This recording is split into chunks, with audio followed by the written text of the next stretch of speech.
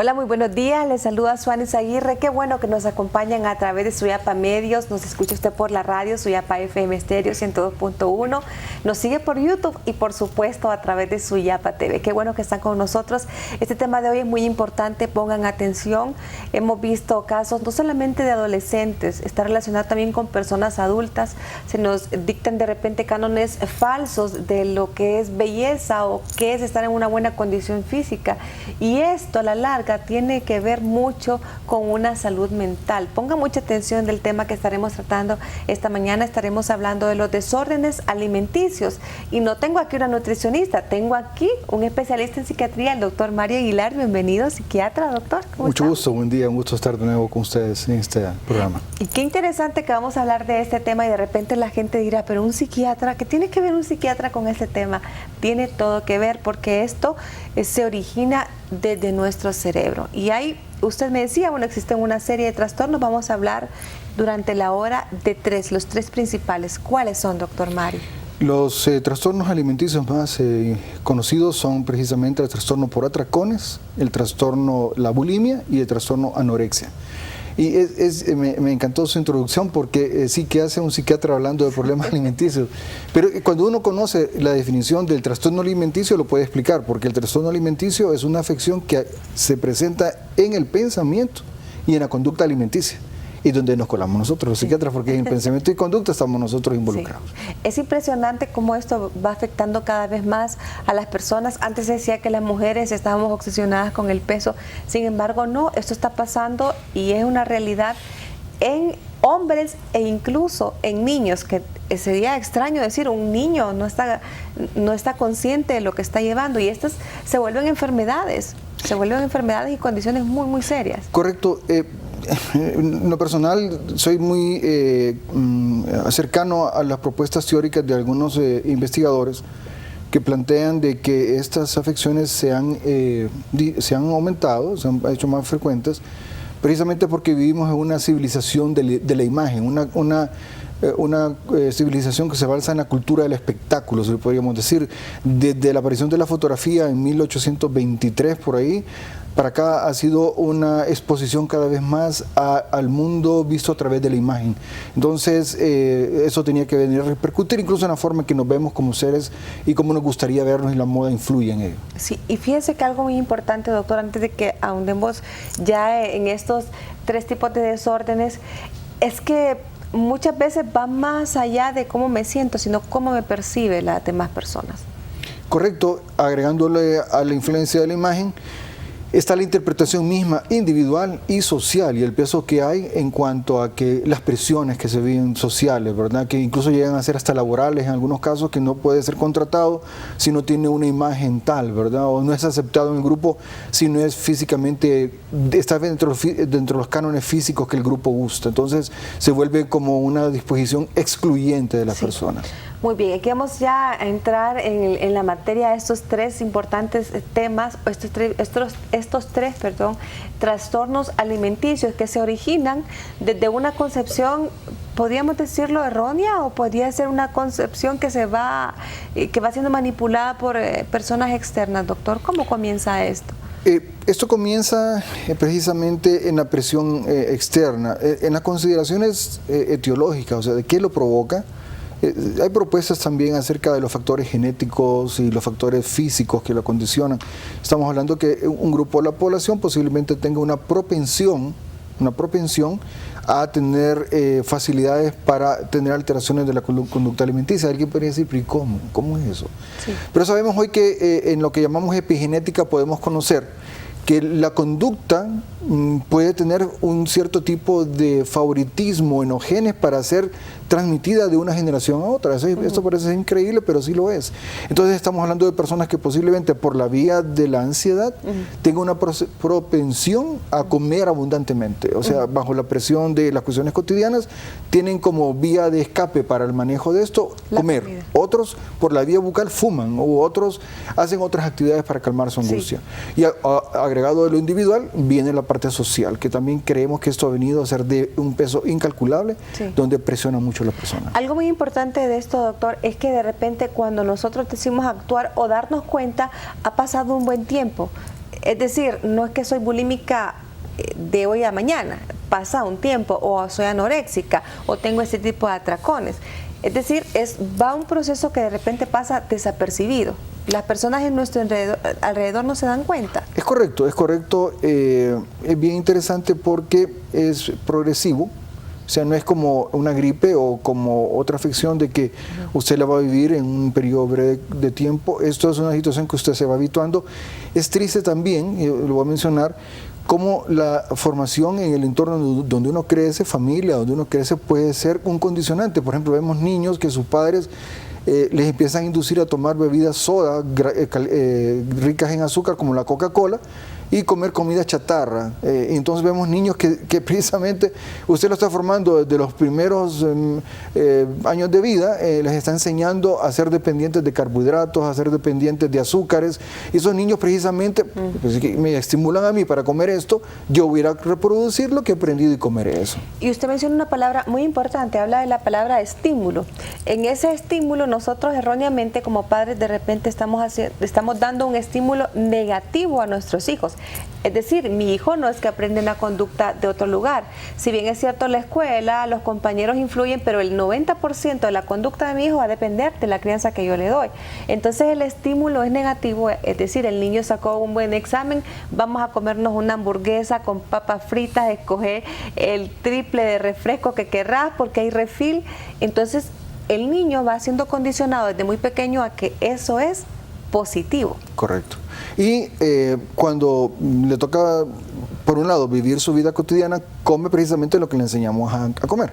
Y por otro lado, cuando se pone ansioso y tiende a hacer esta la vía por donde come, no va a ser el salto dramático de pasar de comida chatarra a empezar a comer comida sana, o sea, va a empezar a comer vegetales y va a empezar a escoger frutas y cuestiones que son más saludables.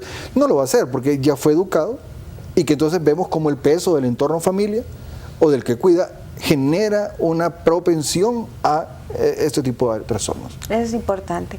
Bien, doctor, ¿los atracones qué son exactamente? Los atracones son la tendencia que puede tener el ser humano de empezar a comer en breves periodos de tiempo grandes cantidades de comida. Esto se puede caracterizar de varias formas. Pueden ser lo que algunas personas definen como los rights o como esas películas nos muestran de guerra que caen los aviones sobre el objetivo y empiezan a bombardear, pues el bombardeo es esa refrigeradora o es ese plato de comida que la persona se sumerge en ella. Entonces empieza a come y tiene la característica de comer bastante y sin parar. A veces incluso algunas personas aceleradamente. ¿Hay hambre insaciable o cómo funciona? Hasta cierto punto puede haberlo. Sí. Recordemos que algunos de los condicionantes de los atracones, además de culturales o aprendidos, pueden ser también generados por la emoción, la ansiedad. Entonces, al inicio, la persona puede comer con algún nivel de apetito, pero una vez que este apetito es saciado, con los centros, en el hipotálamo tenemos nosotros un centro que con la glucosa que tenemos en el cuerpo, al llegar a niveles X, nos da la sensación de saciedad, y otro es una vía mecánica que tenemos en nuestro abdomen, que es bien flexible porque puede cada vez ser menos pequeña. Es como llenar una pila, se llena y ya paramos el hambre. Pero estas personas, en medio de toda esta vorágine de comer, esto pasan sobre el hambre y continúan comiendo aún ya sin hambre. Aún ya sin hambre. Aún ya sin hambre, correcto.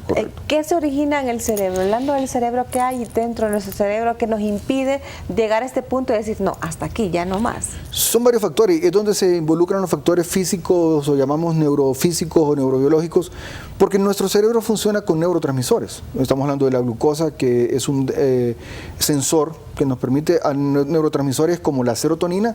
La serotonina en nuestro cerebro nos regula la impulsividad, o sea, hombre, si yo soy de las personas que me encanta un pastel de chocolate, sí, y no me puedo controlar, es mi serotonina la que está bajando su actividad y entonces yo no tengo ese control y me voy sobre el pastel de chocolate. Eso dentro de una conducta, diríamos, entre comillas, normal.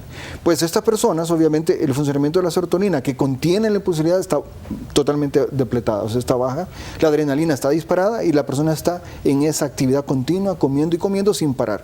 Entonces, la gratificación, que es regular regulada por la dopamina, otro neurotransmisor, también no está funcionando porque usted come de acuerdo a que se gratifica. O sea, probé una bebida, la disfruto y me siento gratificado por ella. Pero aquí estos parámetros de gratificación, de saciedad, de impulsividad se borran. Entonces la persona está solamente haciendo una acción mecánica en donde la emotividad despierta cuando se genera la culpa. Porque después de haber hecho esta gran cantidad de comida, se percata de lo que ha comido después de un tiempo, breve de tiempo, menos de 2 horas, y se da cuenta de lo que ha hecho y empiezan a generarse entonces pensamientos y emociones de malestar, de culpa y de decepción de lo que ha hecho. Es decir, puede decir una persona, pero ¿cómo me comí un pollo entero? ¿O cómo me comí este pastel, solo este pastel? ¿O por qué hice...? Y de repente, porque no logró controlarse, no sabía, no tenía conciencia de lo que estaba haciendo en ese momento. Es correcto. Y lo interesante de la observación de este tipo de situación es que alguien podría decir, es que eso le pasa solamente al que está ansioso, al que tiene un problema. No, nos puede pasar también cuando estamos entrenados para ello. Porque de repente en nuestra casa, en nuestros lugares o nosotros mismos donde comemos, hemos estado habitualmente haciendo esto, que borramos los controles que da nuestro cerebro y empezamos a comer más allá de lo que necesitamos. Y eso pasa, doctor. Voy a hacer una pausa. De repente una persona dice, bueno, ya estoy lleno, pero viene alguien y le ofrece, ¿querés probar este poquito de arroz que traje con pollo? Bueno, un ejemplo. Entonces, fíjate que ya estoy lleno, pero me lo voy a comer. Entonces, de poquito en poquito comienza este tipo de problemas que se van dando a futuro. Hacemos una pausa, continúe con nosotros. Esta mañana hablando de los desórdenes alimenticios, es importante que los mencionemos porque todo se origina en nuestro cerebro y tiene consecuencias muy delicadas. Incluso una persona con un desorden alimenticio puede llegar a perder la vida. Ya volvemos.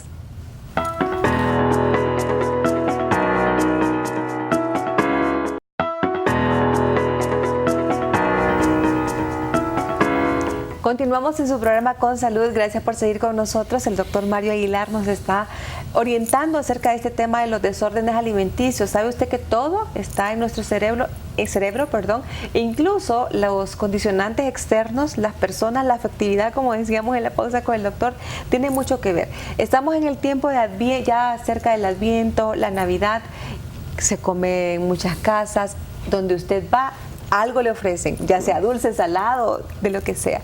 Pero muchas veces entramos en ese ejemplo que decíamos, ya estamos saciados, ya comí en mi casa, ya comí en la casa de algún familiar o amigo, pero llego a otro lugar y ¿cómo? ¿Cómo? No por una necesidad, sino por una obligación de repente o una presión a esa persona que me dice, me está despreciando la comida. Correcto. Es muy correcto y precisamente como usted lo mencionaba, esta época que viene es una época propicia para resaltar, porque esto se da durante el año, pero es una época en la cual creo que la mayor parte de la gente podemos contar nuestras historias de cómo vamos a un lugar y hay en la oficina una comidita y luego que salimos y un grupo se reúne para la reunión de la Navidad y luego vamos a la casa y comemos, o sea, hacemos como 2 que 3 almuerzos y ya perdemos la cuenta. Sí, es muy cierto y bien fascinante, porque fíjese que hay hogares y personas que precisamente condicionan esto, donde algunos consideran que una persona sana es una persona que no es delgada, sino que que está llenita. O sea, muchas madres piensan que un hijo gordito es un hijo sano, por un lado. Y luego fuera de esta concepción, está también la concepción del afecto. Me vas a despreciar, como usted lo dijo, me vas a despreciar mi comida, no es posible que me trates de esa forma, yo que lo hice con tanto cariño para vos. Entonces se mezcla que tanto te quiero, tanto te doy alimentación y vos tanto me querés y tanto comes de lo mío. Entonces va provocando un condicionamiento en la persona. Entonces asocia querer con comida. Hay un libro muy lindo que se llama Como agua para chocolate de Laura Esquivel, que precisamente hace una reflexión en el realismo mágico latinoamericano, de cómo el afecto y la magia se puede transmitir a través del alimento. A través de la comida. Correcto. Como las lágrimas hacían que todo. Correcto, todo el mundo llorara o estuviera feliz, correcto. Y bueno, es que la comida tiene una relación como es una necesidad fisiológica comer, es necesario. Correcto. Si no comemos morimos, pero también lo relacionamos con la parte afectiva, está relacionado, celebramos, vamos a comer, estoy triste, voy a comer, o voy a dejar de hacerlo. Tiene una relación muy estrecha con esto. Definitivamente, y lo más lindo es que esto viene desde el vientre, pues porque nos da nuestra madre alimentación directa por un cordón umbilical. Y cuando salimos del vientre y ya nos toca tener que regular temperatura y que ya viene el dolor porque, bueno, hay hambre, el niño dentro del vientre no tiene que llorar para alimentarse, se empiezan a generar vínculos fascinantes y alguien diría mágicos, pero son precisamente espectaculares, que una madre sabe cuando un niño llora de hambre. Sí. Incluso no solo sabe cuando el de ella llora con hambre, sino que yo estoy con mi esposa en algún lugar a veces y yo oigo un llanto y me dice, ese niño llora de hambre. Y yo le digo, ¿y vos cómo sabes que llora de hambre? El niño está llorando. Es que está llorando porque el niño no le dan de comer. Te lo puedo asegurar que se le ponen un pepe y se calma. En efecto, alguien llega, le pone el pepe y el niño... Yo digo, ¿cómo sabías que es de hambre? Es una cuestión molecular, sí, en donde las madres y los niños tienen una conexión que hasta el tono del llanto, esto no es magia, esto es ciencia. El tono del llanto, la forma en que el niño hace énfasis al quejarse, ellos saben cuándo es dolor, saben cuándo sí, es hambre. Imagínense, ese niño que se siente saciado, creciendo a futuro, asociando con esa información tan poderosa desde la infancia, cómo relaciona la comida y la satisfacción y la calma. Correcto. Y la calma, la comida con la calma, eso correcto, es muy importante. Correcto. Eso es muy, muy, muy importante, doctor. Con esta parte de los atracones, una vez que la persona de repente ya pasó el momento del atracón, es decir, comimos una cantidad en un tiempo récord, exagerado, podían comer de ahí 10 personas y una sola comió, se da cuenta la persona.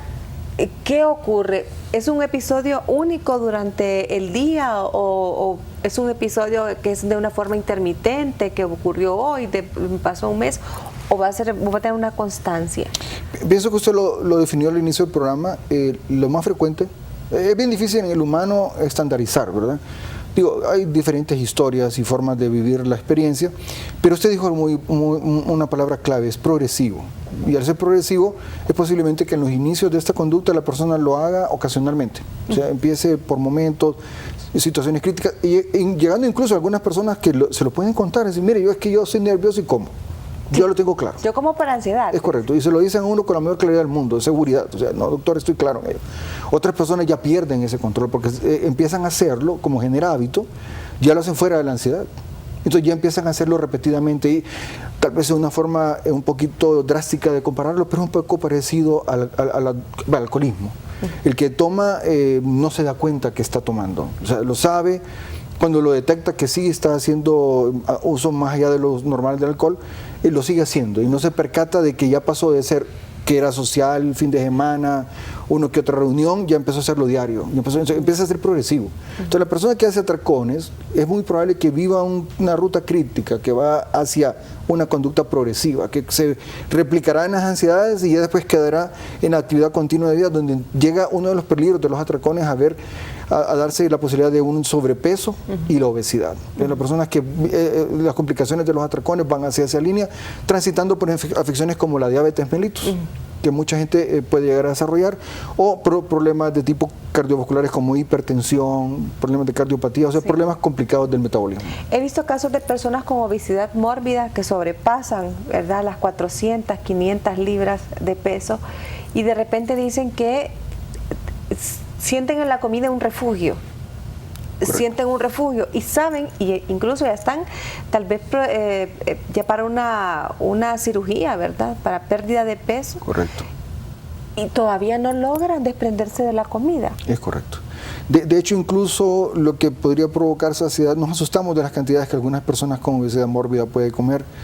Lo que observamos, y no sé si habrán visto a alguien, llega un punto en que el centro de la saciedad se ha borrado, o sea, las personas comen cantidades realmente grandísimas y no se activa la saciedad, o sea, la satisfacción, y el hambre está continua, o sea, no para. Yo tengo aquí una pregunta, doctor, que ya vamos a hablar más adelante de estos dos desórdenes, que es la bulimia y la anorexia, pero tengo esta pregunta.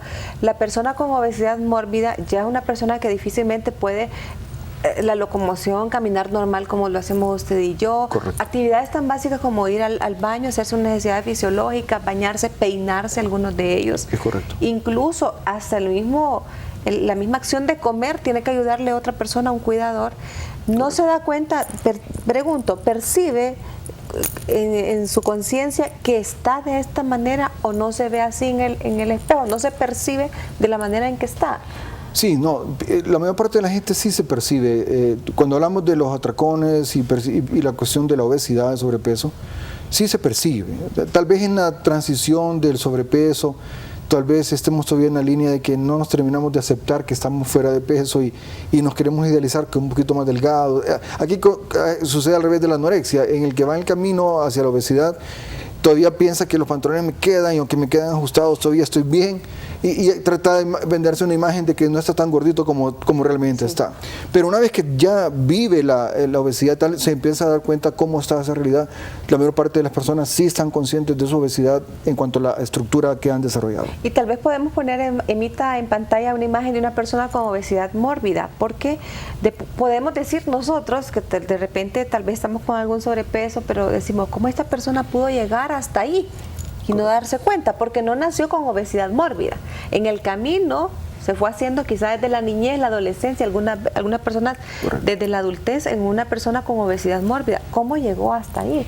Fue un proceso que siguió, no fue de la noche a la mañana. Es correcto, y sobre todo cuando estamos hablando como un trastorno de la conducta alimenticia. Hay personas, por eso hay que hacer mucho cuidado, que viven en condiciones metabólicas o endócrinas. Estamos hablando de afecciones como el hipotiroidismo, que va a condicionar que la persona tienda a aumentar de peso, y otras afecciones endocrinológicas, en la enfermedad de Pickwick y otras enfermedades que ya no es solamente por la vía de la conducta alimenticia, sino que ese cuerpo ya tiene una propensión al manejo de los alimentos de forma tal que empieza a acumular grasa y empieza a desbalancearse nutricionalmente y provoca entonces que se dé ese aumento de peso. Y la gente, es cuando alguna gente afligida le dice a uno, doctor, trato de controlarme todo y no puedo.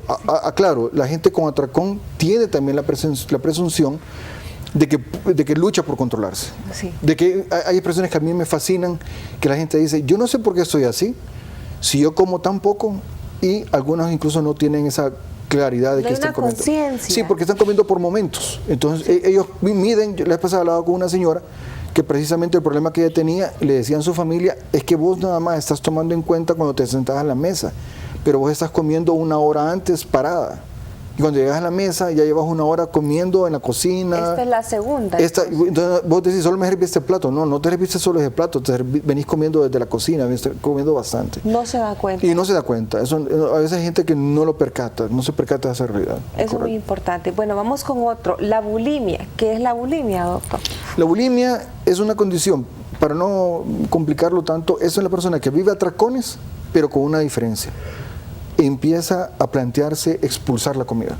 Que tiene conducta de atracones no lo tiene, come y ya, se echa la culpa y convive con ella. La persona que vive bulimia empieza a provocarse, ya sea por vómito, que es muy frecuente, o por la acción de purgas o enemas, la evacuación de la alimentación. Vamos a hacer una pausa y me quedo con una pregunta, doctor. Esta quizás es la forma de decir la persona justificar, lo comí, pero rapidito lo saco para que no quede dentro. Es correcto. Eso es importante. Vamos a hacer una pausa. Al regreso seguimos con este interesante tema. Estamos hablando de los trastornos de alimentación que se originan en nuestro cerebro. Vamos a hablar más adelante de la bulimia. ¿Qué ocurre en nuestro cerebro? ¿Cómo percibe una persona bulímica? ¿Se vuelve bulímica de la noche a la mañana? Lo vamos a saber al regreso de la pausa.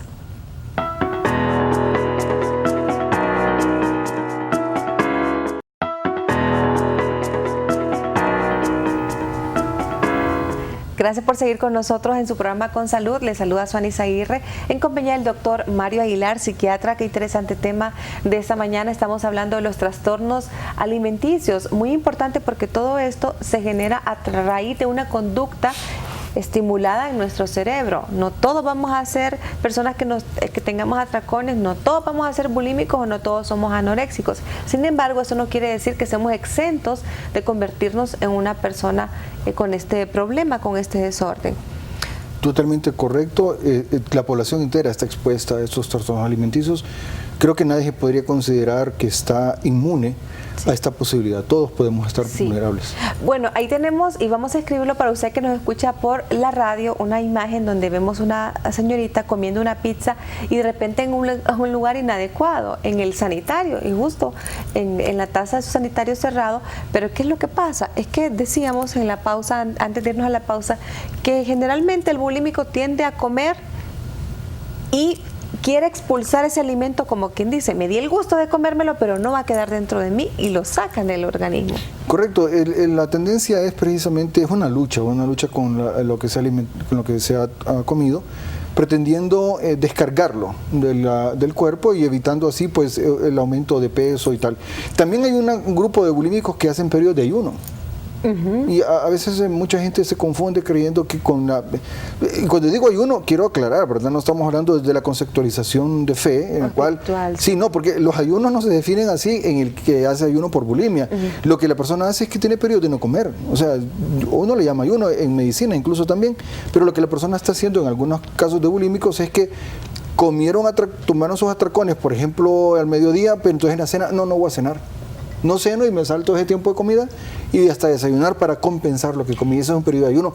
Y quiero hacer una salvedad, perdón, porque también ojo el que nos está escuchando, porque hay personas que no viven bulimia y también tienen la conducta de saltarse tiempos de comida. O sea, porque no quiero que alguien vaya a quedarse con la idea que, ay, papo, yo también soy bulímico porque yo hago ayunos. No, usted puede hacer ayunos y no ser bulímico, perfectamente. Eso es importante. Y eso no es nuevo, doctor. Esto viene desde la antigüedad, los romanos, los franceses. Correcto. Tenían los atracones los franceses. Es correcto. ¿Verdad? Y luego de eso, bueno, no solamente la conducta de la comida, también iba la parte sexual. Es correcto. Muy desequilibrada, que la unían a esto. Así es, estamos hablando de la época del circo romano, donde también la sociedad pues tenía estas conductas de tener lo que llamaban ellos los bacanales, que en honor a su dios Baco en aquel momento, en donde ellos, además de las bebidas, también estaban los alimentos que describían personas que comían hasta explotar y luego vomitaban todo para volver a empezar a comer de nuevo. O sea, era una conducta que se daba en ese momento. Hoy estamos hablando de personas que por un sinnúmero de factores, como mencionamos anteriormente, biológicos, culturales, psicológicos, individuales y culturales, están bajo la presión de cuidar esa imagen corporal para tener, por un lado, planteamientos de salud, por otro lado también de aceptación propia de la belleza que consideran definir y de la aprobación del entorno social que los define como alguien que se sientan bien.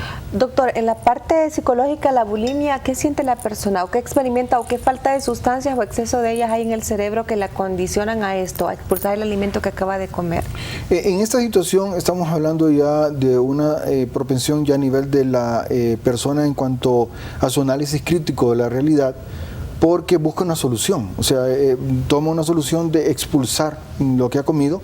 Los neurotransmisores que se ven afectados en el atracón siguen siendo los mismos que se ven afectados en la bulimia, en la misma línea del pérdida del control, de la falta de pérdida del control de la impulsividad, la propensión a hacerlo de forma intensa, pero con la variante aquí que cuando ya empieza el lóbulo frontal a resonar con dopamina, con la misma dopamina que nos hace sentir agradados cuando comemos algo, en esta parte del cerebro empieza a hacer análisis crítico de la situación. Entonces da la orden, esa parte de nuestro cerebro, donde se erige una estructura de la persona, de la mente del hombre fascinante que genera juicio crítico, que llamamos el yo, o sea, llamamos ese ser que existe acompañado del que toma las determinaciones, que es un juez, que es el super yo, que decide y da la orden, ¿sabes qué? Estás haciendo mal, entonces podríamos decirlo así, emito la orden de que votes todo.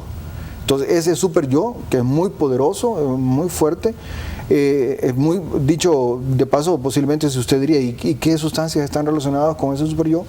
Están relacionadas posiblemente la dopamina, muy relacionada en ese aspecto, y toma control de nuevo la serotonina, que antes había bajado, sí. Entonces controla el impulso. Entonces el control del impulso tardío es botar todo, o sea, de sacarlo del cuerpo y así poder tener una calma en cuanto a la culpa, que es un fenómeno que se agrega acá. Ahora, si decimos aquí, bueno, el alimento tiene una relación con el bienestar, después de que muchas veces decimos barriguita llena, corazón contento, ¿verdad? ¿Qué pasa con la persona que comió, efectivamente comió, pero inmediatamente lo expulsó? ¿No queda esa sensación placentera? O está tan alterado en el mecanismo de su cerebro que podría darse la sensación de placer? A ver, aquí hay que tener bien claro ciertas situaciones, ¿verdad? Si la persona vivió el atracón, en ese momento lo vivió, es consciente de que ha comido fuera de lo que debió haber comido, la sensación de llenura por supuesto está activada, él se percata de que ha comido cantidades que están fuera de lo usual en él, entonces empieza a generarse como la búsqueda de alivio acompañado de la culpa, de lo que he comido es inadecuado, voy a buscar una solución. Eso es lo más frecuente, diríamos lo que más frecuentemente vive la persona. Por lo tanto, la relación abdomen lleno, corazón contento, no se da. No se da porque ya pasó el límite, podríamos decir... Fue antes. Es correcto. Hay una línea del corazón, del abdomen lleno, que toca la felicidad. Pero usted la rebasa, y rebasa esa línea, ya no hay felicidad. Lo que se activa es pensamiento más bien de angustia, preocupación, negativos, de culpa. Sí. Y ahí ya no funciona. Negativos. Bueno, ahora vamos a hablar de otro que es sumamente peligroso. Todos son peligrosos, todos los que hemos mencionado son peligrosos, pero vamos con el tercero, que es la anorexia. ¿Qué es la anorexia, doctor? La anorexia es la afección de un trastorno alimenticio, que está relacionado con la distorsión de la imagen corporal. Yo lo definiría sin darle tanta vuelta, porque las conductas alimenticias aquí no son para nada relacionadas con el atracón ni con la conducta expulsiva después del atracón en la bulimia. El anoréxico es todo lo contrario, tiene una conducta restrictiva del alimento, o sea, se plantea a sí mismo no comer. ¿Por qué? O sea, lo más frecuente es que el cerebro de esta persona, y lo sabemos ahora, tiene una percepción distorsionada de sí mismo. O sea, el cerebro de esta persona, aunque no esté gordo, aunque esté delgado, percibe siempre, y esto a veces es difícil de entender, como lo muestra la imagen, a pesar de que es una mujer delgada, se percibe como se mira en la sombra que ustedes están viendo ahí. Se percibe gorda, se percibe con mucho peso. Entonces, en el lóbulo parietal de nuestro cerebro, donde yo me voy a tocar ahora, en esta parte de nuestro cerebro, tenemos una representación de la imagen corporal, tanto a nivel físico, o sea, yo sé que esta es mi mano derecha y la levanto y puedo tocar mi oreja izquierda, derecha con mi mano izquierda, entonces yo tengo esa relación acá, en esta parte de mi cráneo, del cerebro, abajo, donde yo puedo tener claro esa imagen. Entonces tengo como un mapa bien delimitado de mi estructura corporal. Entonces, ¿qué sucede? Ahí se altera. Entonces la persona ya no se logra ver como es. Siempre tenemos una visión benévola que nos vemos bonitos, pero no, aquí se pierde. Sí. Aquí más bien nos vemos más alterados de lo que nosotros estamos y empezamos a vernos gordos. Entonces, esto sí es una afección mucho más compleja en el sentido de esto que ya toca la visión de una persona trastocada. No es locura, y aquí un punto importante de aclarar, porque la persona no está loca, lo que está teniendo es una forma normal de percibirse a sí mismo. Por lo tanto, usted se asustará que una persona con una extrema delgadez le diga que está gorda. Entonces, yo no sé, a veces pasa eso y frente a nosotros y no nos damos cuenta. Entonces, esta afección condiciona que la persona restringe más la comida. Porque como se está percibiendo deforme, o sea, en el sentido de verse más gordo de lo que es o de lo que no es, entonces empieza a prohibirse comer. Y entonces aquí es conductas de cero alimentación o de alimentación al mínimo o de alimentos selectos que consideran no le va a aumentar peso. Y esto es importante, comienza de repente comenzó con las dos anteriores, ¿verdad? Con los atracones, con la bulimia y como el tercer paso, donde ya la comida es mi enemiga, ya no me genera placer, sino que es mi enemiga. Correcto, sí, se percibe que la comida puede ser hasta dañina para sí misma. Consideran que hay alimentos que le pueden dañar en su salud. Y por lo tanto se mezclan conceptos de salud, conceptos de deformidad de su propio cuerpo, y la persona empieza a hacer un juego. Incluso hay personas que llegan hasta pesar la comida que toman. Estamos hablando de que llegan en grado extremo de que no comen más de tantos gramos de alimentación. ¿Y esto qué pasa? Hay personas que van a pedir ayuda para comer bien y les dicen, coma tantos gramos de esto, tantos gramos de lo otro. Entonces la persona empieza a exagerar, empieza también a darse la conducta de revisión de las informaciones nutricionales de los alimentos. Entonces empiezan a seleccionar la que tenga no grasas, la que no tenga azúcares. Entonces las personas se vuelven obsesivas, una conducta obsesiva con el control de la alimentación que ellos introducen y no permisiva al máximo de los alimentos, de tomarlos. Es que delicado, una persona anoréxica, voy a hacer la pausa ya en este momento, una persona anoréxica puede llegarle a dar un infarto. Correcto. ¿Verdad? Puede tener un accidente cerebrovascular. Correcto. Ahí se elimina por completo la menstruación en las mujeres, ¿verdad? Correcto. Hay osteoporosis prematura. También. ¿Verdad? O sea, huesos se ven afectados, pérdida de cabello, pueden llegar a perder sus dientes también. Eso es. O sea, deterioro. Es una muerte lenta que se va causando, un suicidio, podemos decir. Sí. Es un suicidio. Sí. Hacemos una pausa, un momento, regresamos con su programa Con Salud. No nos cambie.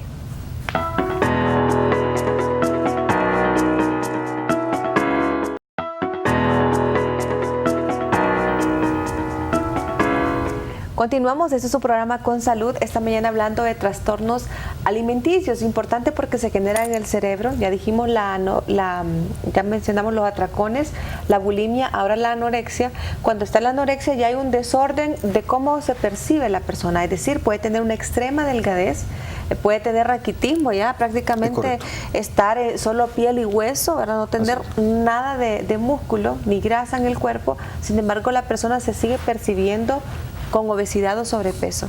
Entonces la comida ya no se vuelve una sensación de placer ni necesidad para mantenerse vivo, se vuelve un enemigo para la persona. Es correcto. Llegando hasta morirse de hambre, podría decir literalmente. Sí, morir de hambre, literalmente lo que llamamos inanición, ¿verdad? Ojo con esto también, doctor, porque de repente podrá decir una persona que no ha conocido bien del tema, bueno, ¿y qué cuesta darle comida? Fíjense ustedes que una persona anoréxica que llega a este grado vuelve a ser como un bebé. Tiene que aprender a comer y no es fácil, porque su mismo cuerpo se acostumbró a esta forma que rechaza el alimento. Es que decían, pero bueno, llega a perder porque su cuerpo se va comiendo a sí mismo. Es correcto, sí, llega a haber un deterioro de todo su metabolismo, llega a consumirse, podríamos decirlo para poder entenderlo, y empieza entonces a deteriorar lo que llamaríamos, empiezan a hacer falla de órganos. En algunos casos ya había hablado usted del problema renal, el problema cardiovascular, el problema también a nivel de la amenorrea, o sea, la falta de menstruación y alteraciones hormonales y deterioro de lo que es piel, uñas, cabello, o sea, empieza a darse un deterioro progresivo, llegando hasta la falla sistémica, ¿verdad? Que es me llamó la atención la forma que usted lo mencionó, pero así es, literalmente un suicidio progresivo. La persona se va llevando esto, y de hecho las personas con anorexia son propensas al suicidio, también por otra vía, ¿verdad? O sea, no solamente por la vía de la forma del riesgo de no alimentarse, sino también pueden ser propensos, viven situaciones de estados depresivos muy extremos, llegan a la hipoactividad, la falta de energía, la misma condición de no tener nutrientes le lleva a apagarse físicamente y además emocionalmente. Recordemos que los muchos nutrientes que conforman los neurotransmisores de nuestro cerebro están basados en lo que comemos, o sea, estamos hablando de aminoácidos que tomamos de los alimentos, y al no tomarlos adecuadamente, entonces empezamos a tener una falla también a nivel de nuestra regulación emocional. Entonces, personas con depresión, con ansiedad extrema, lo cual puede llevarlos al suicidio. Es importante que como adultos, de repente si lo vemos en un adolescente, porque puede pasar en un adulto también. Hablábamos antes de comenzar el programa con el doctor de personas que de repente han comenzado con una dieta. Esta dieta va gustando, claro, la sensación de tener un cuerpo un poco más ágil podría llevarle a una persona a creer que eso es lo correcto. Y entre más delgado estoy, pues mucho mejor es porque me va a permitir otro tipo de cosas. Así es. ¿Verdad? Entonces, ¿hasta dónde? Por eso creo que cuando se va a comenzar un plan alimenticio, ¿verdad? Un régimen alimenticio, decir voy a cambiar esto, debe ir acompañado de la parte psicológica y psiquiátrica, doctor. Definitivamente, porque la alimentación no solamente es una acción que está relacionada con el hombre-cuerpo, o sea, no solamente nuestro aparato digestivo el que está actuando, que por supuesto es a través del que se da esta actividad de vida. De hecho, estamos diseñados con actividades de vida que nos permiten existir. O sea, si no comemos, si no respiramos, estamos ante una situación de perder nuestra propia existencia. Entonces, es importante que al tratar este tema desde la parte cotidiana, el cómo tener una cultura de nutrición y cómo también tener una cultura de salud, porque mucha gente se involucra en dietas y tal, pensando recuperar salud. Mucha gente lo hace por imagen o una mezcla de ambas cosas, ¿verdad? Que piensan tener una mejoría en su imagen, pero también estar saludables. La vía de la salud es válida, o sea, yo debo comer bien para estar bien, totalmente, pero ojo, cuando empieza a preocuparme más situaciones que ya empiezan a afectar la salud y más bien me la empeoran. Sí, doctor, estamos llegando al final, quiero quedarme con una interrogante, usted me responde en este poco tiempo que tenemos. Si hay solución para estos trastornos que hemos mencionado, puede haber, aunque estemos ya en la etapa de la anorexia, donde un joven, una joven o una persona adulta ya no desea comer, ve el alimento como un enemigo, ¿podemos recuperar ese tiempo? Sí, de hecho es factible, no podemos visualizar esto como un estado en el cual ya no hay retroceso, sí lo hay. En la anorexia es de difícil manejo, requieren esos trastornos y más que lo atienda una persona, un terapeuta, lo atienda un equipo de trabajo. ¿Por qué? Aquí tiene que involucrarse un médico de asistencia primaria, un médico especialista en medicina interna o endocrinólogo, que es bien importante que esté involucrado, un nutricionista también sumamente importante para manejar esto, psicólogo, el psiquiatra, todos tienen que trabajar. Eso suena muy complejo, pero no, a la hora que uno ve los frutos de trabajar en equipo con estas situaciones, uno ve resultados y ve cómo, porque vea, hay que intervenir la familia. Sí, no solamente es que se va a tratar a la persona, estamos hablando de que esta persona aprendió a comer mal, hay que ir con la familia, porque hay que devolverle toda la alimentación a la familia para coordinarle a hacerla mejor, ¿verdad? Sí. Y en el problema de la anorexia también, trataré de ser breve, hay vínculos de afecto, o sea, las figuras paternal, maternal, que están relacionadas también con las relaciones que pueden ayudar incluso en la recuperación de esta figura, de esta persona, perdón, en la anorexia. Es sumamente importante trabajarla, es un abordaje más completo. Qué bueno, doctor.